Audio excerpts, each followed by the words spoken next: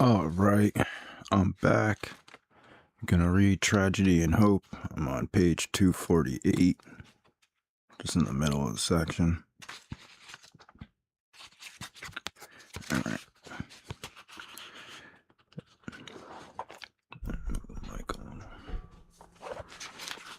The Arab territories remained under military occupation until the legal establishment of peace with Turkey in 1923. Arabia itself was under a number of sheikhs, of which the chief were Hussein in Hijaz and Ibn Saud in Najd. Palestine and Mesopotamia, now called Iraq, were under British military occupation. The coast of Syria was under French military occupation, while the interior of Syria, including the Aleppo-Damascus railway line and Transjordan, were under an Arab force led by Emir Faisal, third son of Hussein of Mecca.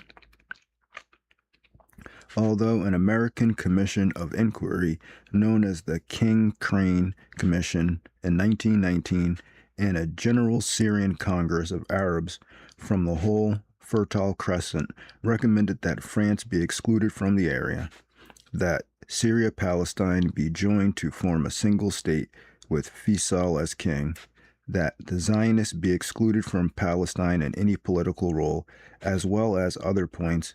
A meeting of the great powers at San Remo in April 1920 set up 2 French and 2 British mandates.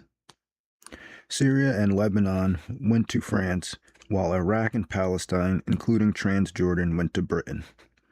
There were Arab uprisings and great local unrest following these decisions. The resistance in Syria was crushed by the French, who then advanced to occupy the interior of Syria and sent Faisal into exile. The British, who by this time were engaged in a rivalry over petroleum resources and other issues with the French, set Faisal up as king in Iraq under British protection in 1921 and placed his brother Abdul in a similar position as king of Transjordan in 1923. The father of the 2 new kings, Hussein, was attacked by Ibn Saud of Najd and forced to abdicate in 1924. That means he was removed from the kingdom. His kingdom of Hejaz was annexed by Ibn Saud in 1926. After 1932, this whole area was known as Saudi Arabia. The most important diplomatic event of the latter part of the First World War was the intervention of the United States on the side of the Entente powers in April 1917. The causes of this event have been analyzed at great length. In general, there have been 4 chief reasons given for the intervention from 4 quite different points of view. These might be summarized as follows. The German submarine attacks on neutral shipping made it necessary for the United States to go to war to secure freedom of the seas. The United States was influenced by subtle British propaganda conducted in drawing rooms, universities, and the press of the eastern part of the country, where Anglophilism was rampant among the more influential social groups. 3. The United States was inveigled. I never heard that word before. The United States was inveigled into the war by a conspiracy of international bankers and munitions manufacturers eager to protect their loans to the Entente powers for their wartime profits from sales to these powers. All right.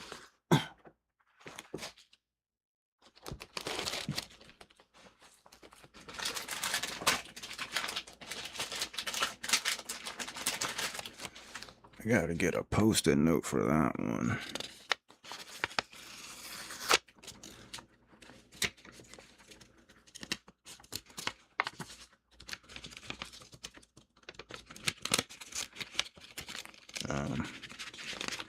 Okay. So it said that they were inveigled into the war by a conspiracy of international bankers and munitions manufacturers eager to protect their loans. Yeah, okay. Not a conspiracy though. No conspiracy here. Never heard of one. A conspiracy? What's that? Oh, you must be insane. 4. Balance of power principles made it impossible for the United States to allow Great Britain to be defeated by Germany. Yeah, because they're part of Oceania. Whatever the weight of these 4 and the final decisions, it is quite clear that neither the government nor the people of the United States were prepared to accept a defeat of the Entente at the hands of the Central Powers.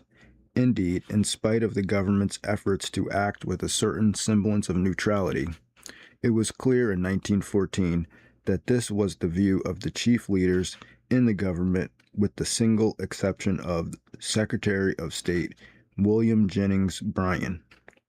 Without analyzing the 4 factors mentioned above, it is quite clear that the United States could not allow Britain to be defeated by any other power. Separated from all other great powers by the Atlantic and Pacific Oceans, the security of America required either that the control of those oceans be in its own hands or the hands of a friendly power. For almost a century before 1917, the United States had been willing to allow British control of the sea to go unchallenged because it was clear that British control of the sea provided no threat to the United States, but on the contrary, provided security for the United States at a smaller cost in wealth and responsibility than security could have been attained by any other method. The presence of Canada as a British territory adjacent to the United States and exposed to invasion by land from the United States constituted a hostage for British naval behavior acceptable to the United States. So basically, they were threatening Canada if the British Navy started acting up. The German submarine assault on Britain early in 1917 drove Britain close to the door of starvation by its ruthless sinking of the merchant ship upon which Britain's existence depended. The defeat of Britain could not be permitted because the United States was not prepared to take over control of the sea itself and could not permit German control of the sea because it had no assurance regarding the nature of such German control. The fact that the German submarines were acting in retaliation for the illegal British blockade of the continent of Europe and British violations of international law and neutral rights on the high seas.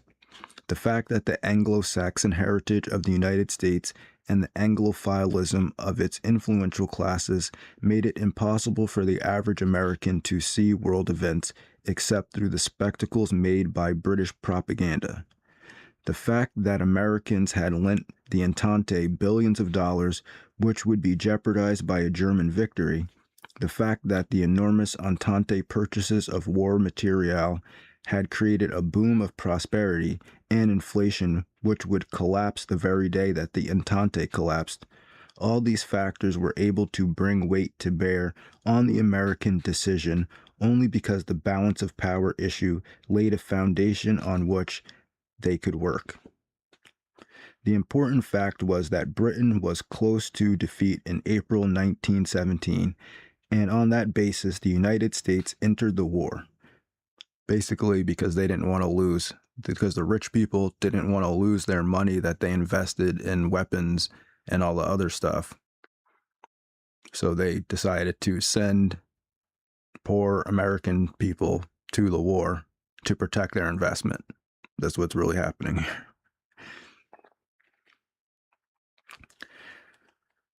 The unconscious assumption by American leaders that an Entente victory was both necessary and inevitable was at the bottom of their failure to enforce the same rules of neutrality and international law against Britain as against Germany. They constantly assumed that British violations of these rules could be compensated with monetary damages, while German violations of these rules must be resisted by force if necessary, since they could not admit this unconscious assumption or publicly defend the legitimate basis of international power politics on which it rested. They finally went to war on an excuse which was legally weak, although emotionally satisfying. As John Bassett Moore, America's most famous international lawyer, put it, what most decisively contributed to the involvement of the United States in the war was the assertion of the right to protect belligerent ships on which Americans saw fit to travel, and the treatment of armed belligerent merchantmen as peaceful vessels. Both assumptions were contrary to reason and to settled law, and no other professed neutral advances them. The Germans first tried to use the established rules of international law regarding destruction of merchant vessels. This proved so dangerous because of the particular character of the submarine itself, British control of the high seas, the British instructions to mercantile ships to attack submarines, and the difficulty of distinguishing between British ships and neutral ships, that most German submarines tended to attack without warning. American protest reached a peak when the Lusitania was sunk in this way 9 miles off the English coast on May 7, 1915. The Lusitania was a British merchant vessel constructed with government funds as an auxiliary cruiser, expressly included in the Navy list published by the British Admiralty, with bases laid for mounting guns of 6-inch caliber, carrying a cargo of 2,400 cases of rifle cartridges and 1,250 cases of shrapnel, and with orders to attack German submarines whenever possible. So it was a military ship, but they were saying they were merchants, but they had guns and they were ordered to attack submarines, but the submarines weren't supposed to attack them. Okay. 785 of 1,250 passengers, including 128 of 197 Americans, lost their lives.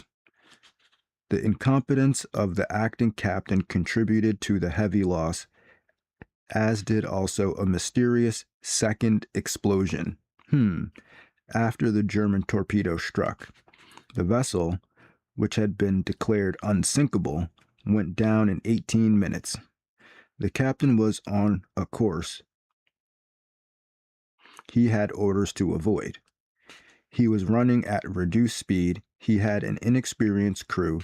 The portholes had been left open. The lifeboats had not been swung out, and no lifeboat drills had been held.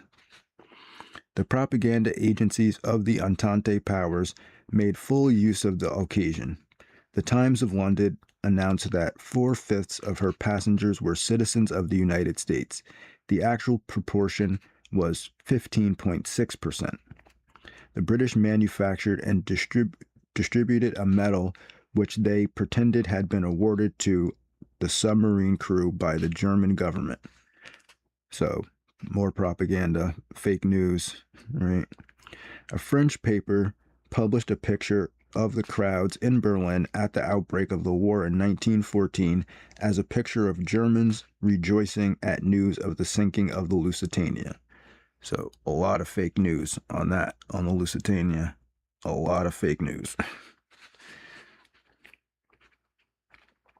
The United States protested violently against the submarine warfare while brushing aside German arguments based on the British blockade. It was so irreconcilable in these protests that Germany sent Wilson a note on May 4th, 1916, in which it promised that in the future, merchant vessels within and without the war zone shall not be sunk without warning and without safeguarding human lives. unless these ships attempt to escape or offer resistance. In return, the German government hoped that the United States would put pressure on Britain to follow the established rules of international law in regard to blockade and freedom of the sea. Wilson refused to do so. Accordingly, it became clear to the Germans that they would be starved into defeat unless they could defeat Britain first by unrestricted submarine warfare. Since they were aware that resort to this method would probably bring the United States into a war against them, they made another effort to negotiate peace before resorting to it. When their offer to negotiate, made on December 12, 1916, was rejected by the Entente powers on December 27th, the group in the German government which had been advocating ruthless submarine warfare came into a position to control affairs and ordered the resumption of unrestricted submarine attacks on February 1st, 1917. Wilson was notified of this decision on January 31st. He broke off diplomatic relations with Germany on February 3rd, and after 2 months of indecision, asked the Congress for a declaration of war on April 3rd, 1917. The final decision was influenced by the constant pressure of his closest associates, the realization that Britain was reaching the end of her resources of men, money, and ships, and the knowledge that Germany was planning to seek an alliance with Mexico if the war began. While the diplomacy of neutrality and intervention was moving along,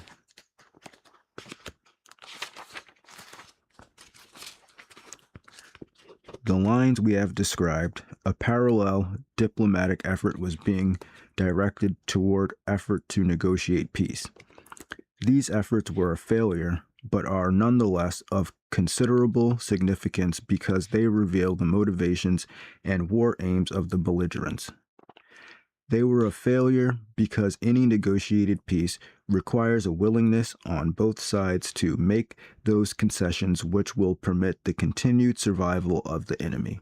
In 1914 to 1918, however, in order to win public support for total mobilization, each country's propaganda had been directed toward a total victory for itself and a total defeat for the enemy.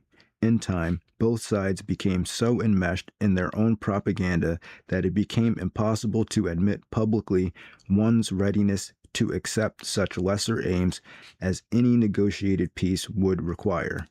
Moreover, as the tide of battle waxed and waned, giving alternative periods of elation and discouragement to both sides, the side which was permanently elated became increasingly attached to the fetish of total victory and unwilling to accept the lesser aim of a negotiated peace. Accordingly, peace became possible only when war weariness had reached the point where one side concluded that even defeat was preferable to continuation of the war. This point was reached in Russia in 1917 and in Germany and Austria in 1918. In Germany, this point of view was greatly reinforced by the realization that military defeat and political change were preferable to the economic revolution and social upheaval which would accompany any effort to continue the war in pursuit of an increasingly unattainable victory. From the various efforts to negotiate peace, it is clear that Britain was unwilling to accept any peace which would not include the restoration of Belgium or which would leave Germany supreme on the continent or in a position to resume the commercial, naval, and colonial rivalry which had existed before 1914. France was unwilling to accept any solution that did not restore the Alsace-Lorraine to her. The German High Command and German industrialists were determined not to give up all the occupied territory in the West, but were hoping to retain Lorraine, part of Alsace, Luxembourg, part of Belgium, and Longwy in France because of the mineral and industrial resources of these areas.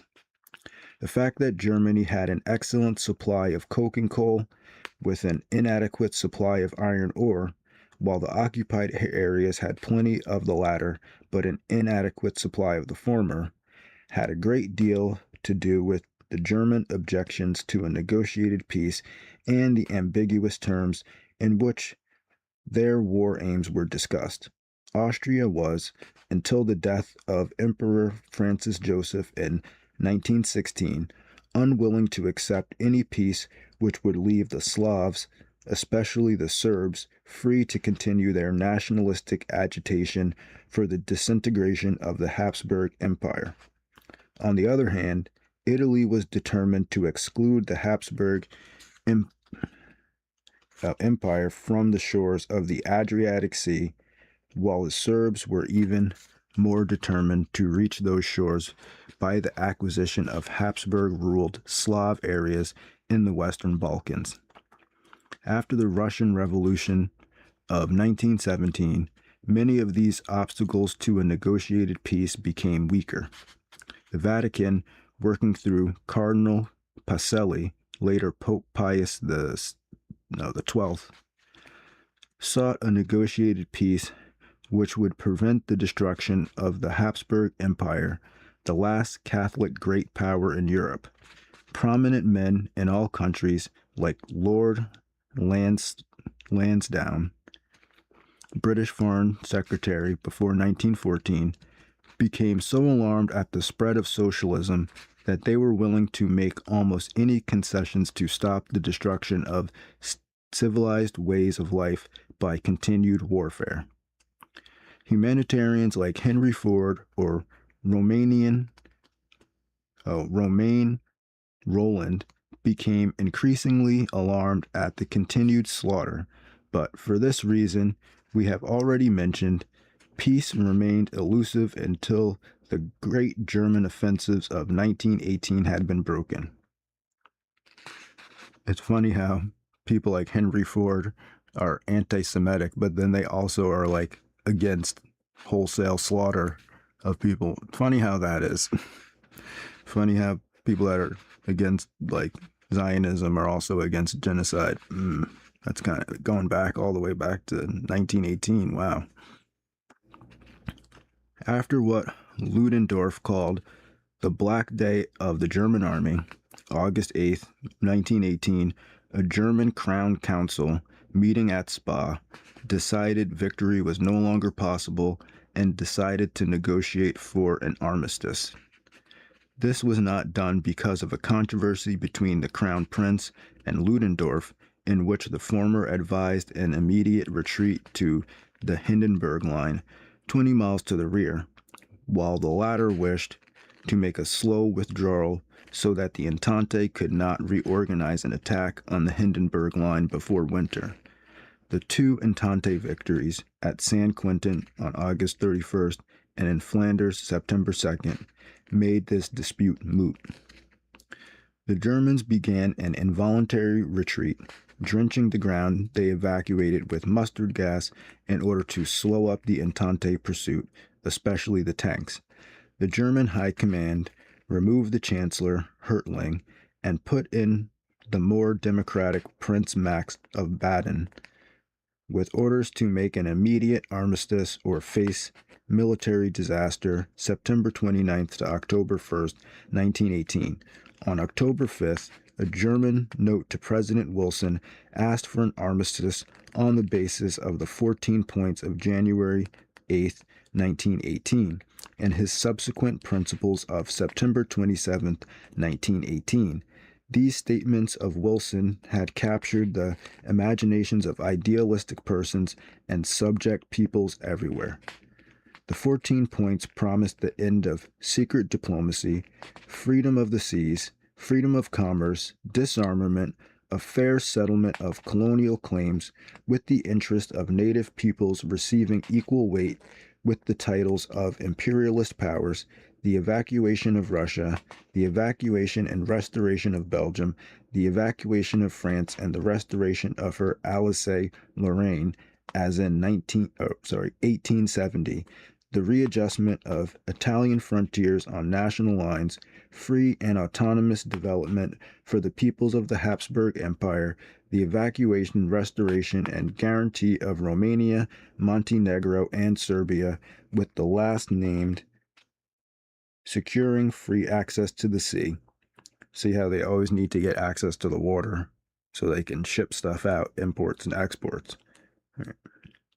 Internal guarantees to keep the straits permanently open to the ships and commerce of all nations, freedom for the autonomous development of non-Turkish nationalities of the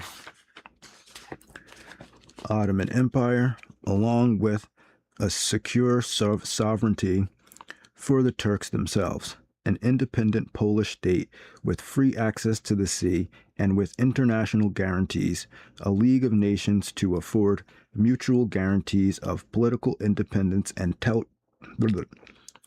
a League of Nations to afford mutual guarantees and political independence and territorial integrity to great and small states alike, and no destruction of Germany or even any alteration of her institutions except those necessary to make it clear when her spokesman spoke for the Reichstag majority and when they speak for the military party and the men whose creed is imperial domination. In a series of notes between Germany and the United States, Wilson made it clear that he would grant an armistice only if Germany would withdraw from all occupied territories, make an end to submarine attacks, accept the 14 points, establish a responsible government, and accept terms which would preserve the existing Entente military superiority.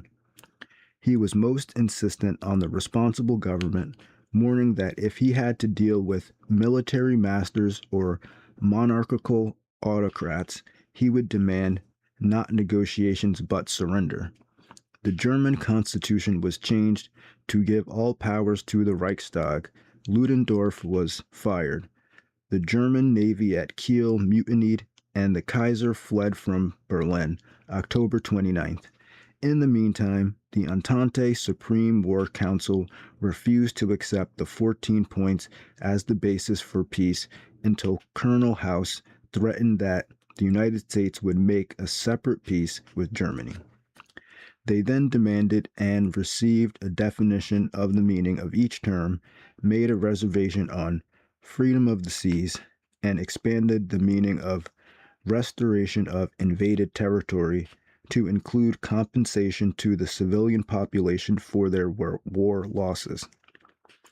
On this basis, an armistice commission met German negotiators on November 7th. The German Revolution was spreading, and the Kaiser abdicated on November 9th. The German negotiators received the Entente military terms and asked for an immediate ending of hostilities and the economic blockade, and a reduction in the Entente demand for machine guns from 30,000 to 25,000 on the grounds that the difference of 5,000 was needed to suppress the German Revolution. The last point was conceded, but the other two refused. The armistice was signed on November 11th, 1918 at 5 a.m. to take effect at 11 a.m.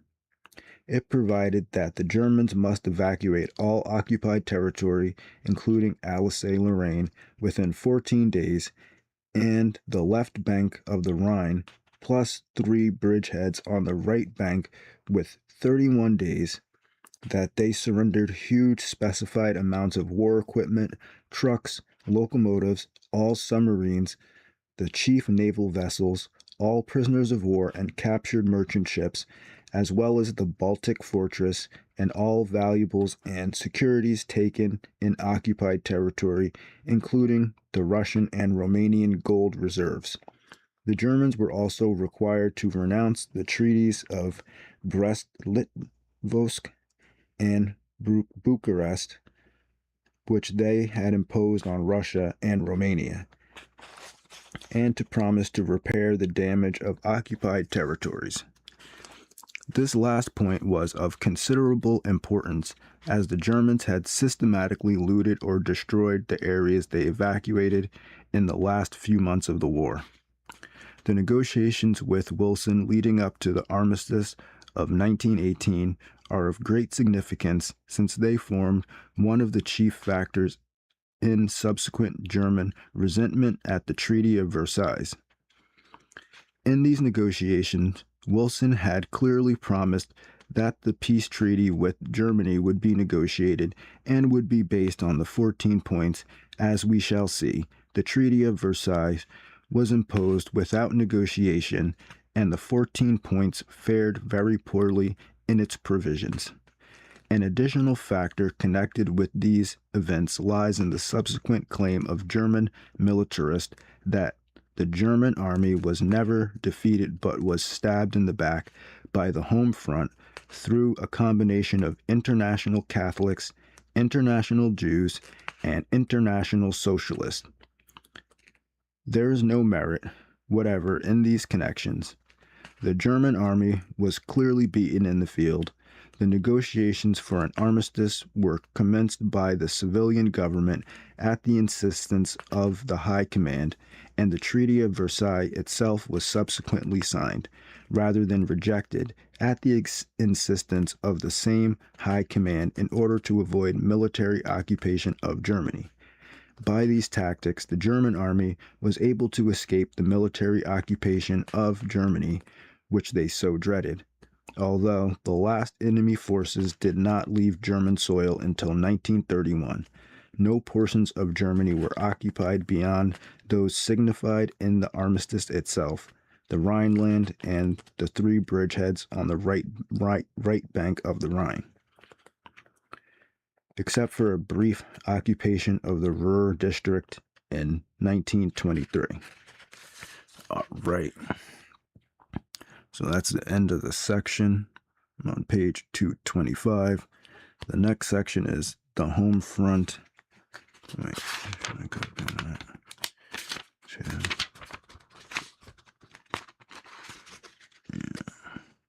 All right. So we got one more section left in World War I think. It's going to be the home front, 1914 to 1918. It's on page 225.